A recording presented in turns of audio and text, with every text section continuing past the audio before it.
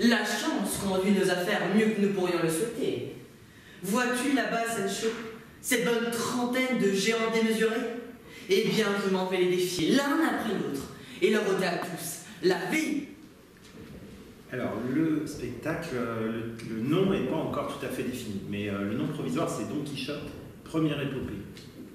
Quand avez-vous commencé? Les répétitions? Oui. Alors, on a commencé en octobre. Quand allez-vous le montrer devant les parents?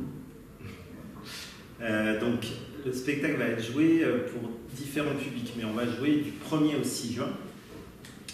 Et l'après-midi et le soir. L'après-midi, ça va être pour les primaires et aussi pour les gens de la maison de retraite qui est à côté du lycée.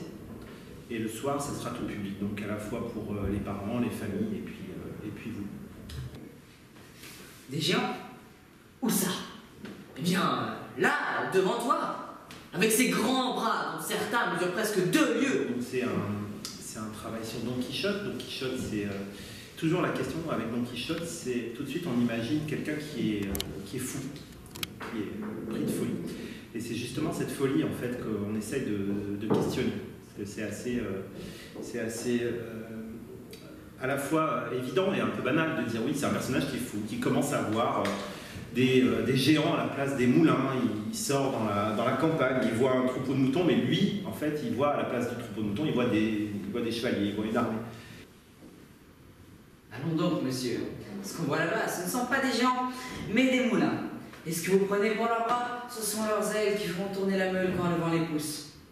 Et alors déjà, c'est quelque chose qui parle du théâtre, parce qu'au théâtre, on n'a pas besoin d'avoir vraiment les choses pour qu'elles existent. On peut prendre un objet et ça devient un autre objet, simplement par le jeu qu'on mène avec lui ou par le regard qu'on pose dessus. Donc ça, c'était la première chose. Ça. Don Quichotte, il a quelque chose d'un comédien déjà et d'un metteur en scène, et il transforme un peu tout ce qui touche.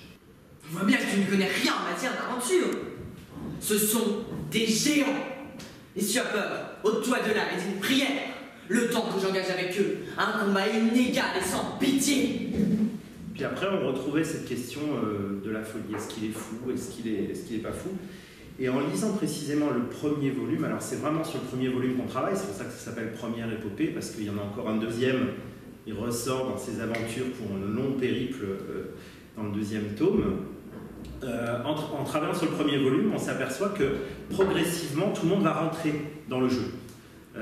Au départ, Don Quichotte est simplement quelqu'un qui déraille, et puis petit à petit, tout le monde autour de lui va commencer à jouer un rôle d'enchanteur, il y a des sorciers, rôle de princesse, il y a une fille qui est là et hop, qui décide de devenir une princesse, qui lui invente une histoire de princesse pour le ramener à la raison.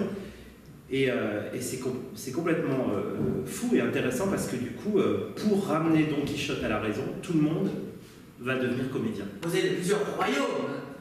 Je t'en donnerai un. Et tu seras couronné roi. Et en fait, ce Don Quichotte qui vient vraiment d'une autre planète, bah, c'est pas lui qui va être obligé de s'adapter à la société dans laquelle il vit, mais c'est le monde autour de lui qui va se mettre à changer, juste l'espace d'un instant, d'un voyage.